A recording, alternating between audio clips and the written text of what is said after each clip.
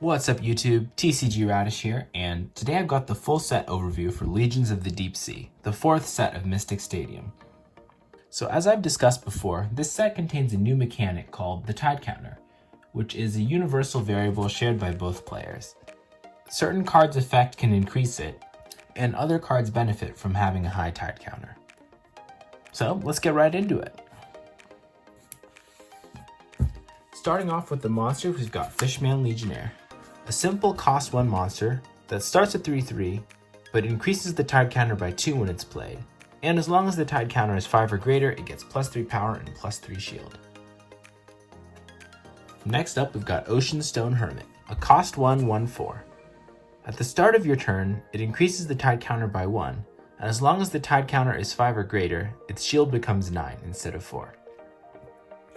Next, we've got Trident Tail Predator, a 5/3 for 2 energy.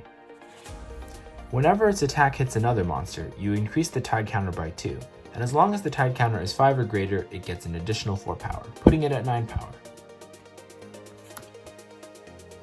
Next is Whirlpool Squid, a cost 3 monster with 4 power and 7 shield. When it's played, you stun each other monster that has less shield than the tide counter, and then if a monster has shield that's less than half of the tide counter, then it's returned to hand. Tidal Jelly is a cost 1 monster with 0 power and 3 shield. Whenever the tide counter increases during your main phase, you can play it from your discard zone. Next up is Coral Turtle. Cost 2 monster, 1 power 7 shield, with flash shield, meaning it's unaffected and untargetable by flashes, and when it's destroyed you increase the tide counter by 3. Next up is Weird Angler, a cost 2, overstated monster at 8 power and 6 shield, but if the tide counter is 6 or less at the start of any turn, you stun it. Spirit Vessel is next, a cost 3 monster with 7 power and 6 shield. During your main phase, you can pay 2 energy to get it back from your discard zone.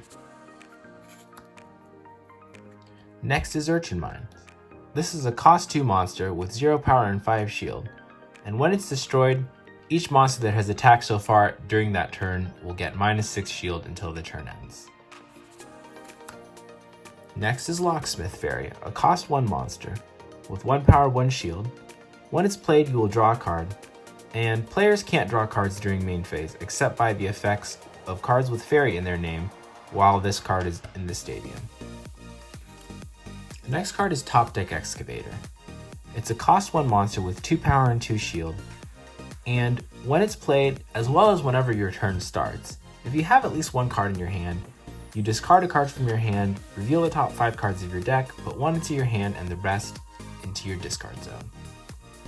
Finishing up the common monsters, we have Runestone Servitor, a simple monster with the 2 energy cost that gives you 2 power and 6 shield.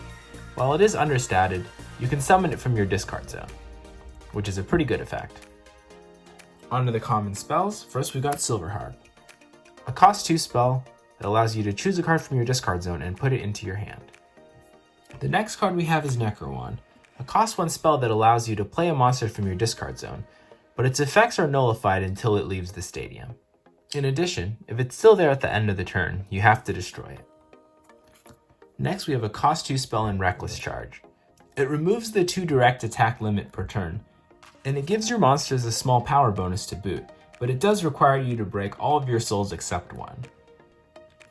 Next is Conch of Calling, which allows you to play any monster from your deck and nullify its effects, as long as its power and shield combined is less than the tide counter. Then we have Tide Token, cost 0 spell, which has 2 possible effects for you to activate. You can either increase the tide counter by 3, or draw a card if the tide counter is 5 or greater. Onto the common flash cards, we first got Crashing Wave. This card allows you to stun a monster of your choice, and then return it to the hand if the shield is less than or equal to the tide counter. Instant Barrier allows you to protect one of your monsters by giving it an extra 5 shield and making it unaffected by other flash cards and spell cards until the turn ends. Then we have Lightning Sword, a flash card that you can play in response to an attack, and allows you to destroy an attacking monster in exchange for one of your souls. Voiding Lance is an attack response flashcard, which can only be played if you have 5 or more monsters in your discard zone. You can either destroy a monster of your choice that is attacking, or stun a monster of your choice that isn't attacking and nullify its effects until the turn ends. On to the common arena cards. We first have Void Portal, which helps you mill cards from your deck, or swap cards from your hand with ones in your discard zone. In addition, when this card is discarded, from your hand or your deck, you can play it directly to the stadium. Then we have Ocean Moon, the premier tide counter increaser. It simply increases the tide counter by 1 every turn, regardless if it's your turn or not. Deep Sea Citadel is another arena card which allows you to search for certain monsters within your deck at the start of every turn, as long as the tide counter is high enough. For our silver rare cards, we first have a spell in Astronomic Impact. With a whopping 5 cost, it destroys all monsters, then forces each player to break 1 soul and discard all the cards they have in their hand. Next is a cost 2 monster, Tidal Cavalry. It has 5 power and 3 shield, and at the start of your turn, if the tide counter is 5 or greater, you can stun a monster of your choice. This monster can also attack 3 times during a turn, as long as the tide counter is 8 or greater. The last silver rare in the set is Golden Armed Siren. This monster costs 2 energy and has 6 power and 4 shield. It allows you to take out one of your opponent's monsters when played, but can only be played if the tide counter is 5 or greater. And finally, the gold rare of this set is Trident Lord Dragon, a cost 5 monster with 11 power and 15 shield.